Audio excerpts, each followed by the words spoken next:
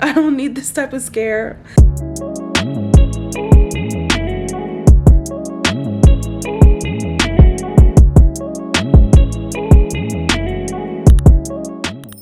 Previously on, ma'am, do you mind going to the she said, I don't want to move my seat. Holding the baby in her hand trying to fight someone. You are causing too much trouble and I don't like trouble. Hey crew, it's Future editing me, and I just wanted to stop and say that this is a continuation of my first vlog of going to Accra.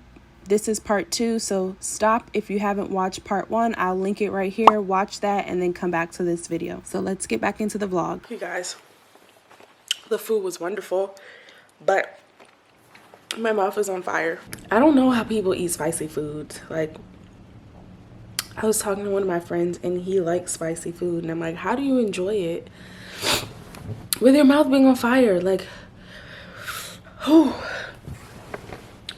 Spicy is not for me at all. All right, I will probably talk to you guys again in the morning. So have a good night. See you in the next clip.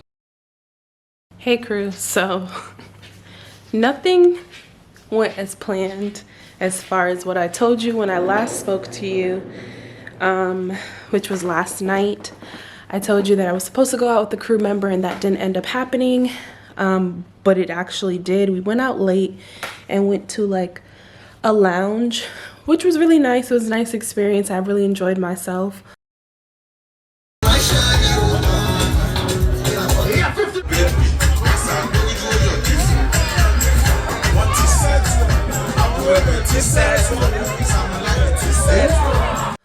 And today, during the day, I was supposed to go to breakfast and then go on the town, but I wasn't feeling good. I think the food that I ate yesterday, which was the only meal that I had, didn't sit well in my stomach, so I ended up staying inside the room. So I did not get to explore Ghana during the day. I did explore last night, which was fun, but next time I will take you guys along and we'll go to the market and everything. But everything happens for a reason, and that's what happened. It is around 5:45 p.m. I have a little bit, probably like a few hours until I have to get ready, or I have to be downstairs to pick up the van to go back to the airport, and I am starting to get myself ready. I still have a headache that I'm trying to get rid of before I start working, because the flight back, I think, is going to be longer than the flight going. And that's about it. I think I'll come back to you guys again once I am finished getting ready. Okay, crew, so quick update. As I was getting ready, I pulled out my uniform. You see how wrinkled it is? I don't know if you can see that, but I'm looking around. I look in this closet. There's no iron, so I was like, okay, it must be in this closet. We look in this closet. There's no iron. So I just had to call downstairs to the front desk. I know they're probably tired of hearing from me, because I've called a few times for different things like the Wi-Fi and stuff like that, but they said they should be bringing one up soon. So for all this time, I'll talk to you once I get finished getting ready. Hey crew, so I am all dressed and ready. It is 7:41 and I have about 15 minutes before I need to head downstairs. But as I promised, I said I was going to come back and speak to you guys before heading downstairs. I want you guys to comment down below what you think the flight time from Accra back to JFK is going to be. Just for context, coming here it was 9:25. So pause right now, comment down below what you think the flight time is going to be.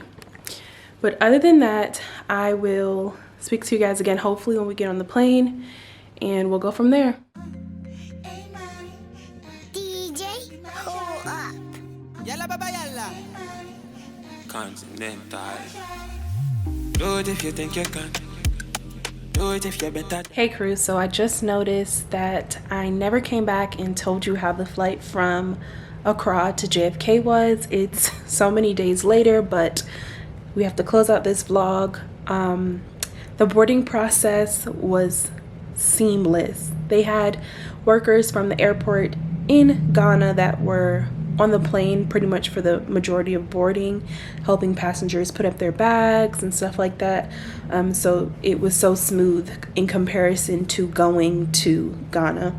The only thing that I can say, it was pretty uneventful, is we had a strange passenger who was sitting in the exit row, my exit row to be specific, and he was fine when I briefed him to make sure that he was willing and able to assist in the event of an emergency. But towards the end of boarding, he came up to me and he's like, I want to move my seat. I just can't sit here. I need to sleep. I've only had 1 hour of sleep and this seat is not comfortable. So I said, I need you to sit in your seat right now. I will go and look for a seat for you. But for right now, you have to sit down, because we were about to do the safety demo. So I find a row where there's only one gentleman sitting in it, and I believe he was on the aisle, which meant that the exit row guy would have been on the opposite aisle with 2 seats in between them, or 3 seats. Yeah, 3 seats in between them. No, 2. I'm sorry. So once we finished the safety demo, I was like, you can go move to, let's say 21F. So he gets up, he walks to the row, and he looks at the guy, and he comes walking back, and I'm like, what's wrong? He's like, I don't want to sit there. And he has an attitude. So I'm like, okay, well, there's not much I can do for you. I offered my help. You didn't want to accept it, so you have to go back to your seat.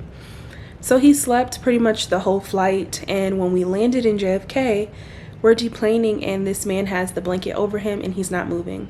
Passengers are tapping him, saying like, we're here, we're home, it's time for you to get up. He's not budging. A gentleman started shaking him, which, mind you, I didn't ask any of these passengers to do that. After a while, I tell them, it's okay, like, you don't have to touch him. And he's still not budging. So we get towards the end of the boarding, like literally everyone's gone. Deplaning. Everyone's gone, and he's still not moving. So I take the blanket off of his face. He's still not moving. So I'm like, sir. Nothing. I start shaking this guy. He finally wakes up. I'm like, oh my gosh. I don't need this type of scare at the end of this long trip. So that was about it. I can't think of anything else happening. Yeah, that was it. I had 5 days off, and now I'm on another trip right now as we speak. So look forward, or look out for this vlog, Ghana Part 2, and an upcoming vlog. That is about it. Thank you so much if you've made it to the end of this video. I want you to comment down below what you would have done to wake up that passenger. See you in my next video, and as always, stay safe and see you soon.